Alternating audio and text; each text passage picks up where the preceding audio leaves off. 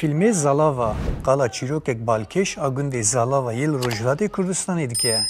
در سال 1978 ده لگوند بیچوک زالاوا گوندی باور دکن کو ابلیس کتیه نوان.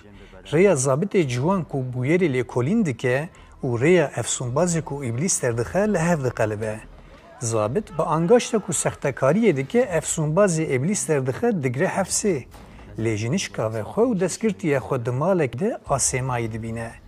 گندین کو باور دکن او جالیه ابلیس فهاتنه بدستخستن بیدیار دگرن کوان بکجن. ارسلان امیری به فیلم خود زالاوا ده مهریجانا فیلمان ناونتوی وندیکه ده خلاطا مزن هفته رخنگیرین فیلمان ناونتوی و خلاطا فیپرسکی گرد. نظری بیزنم!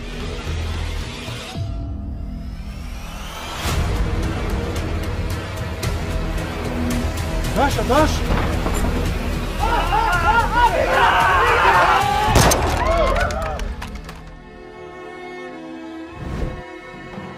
آدم های خرافاتی آزارشان فقط به خودشان نمیرسه. برای همین مردم خطرناکه.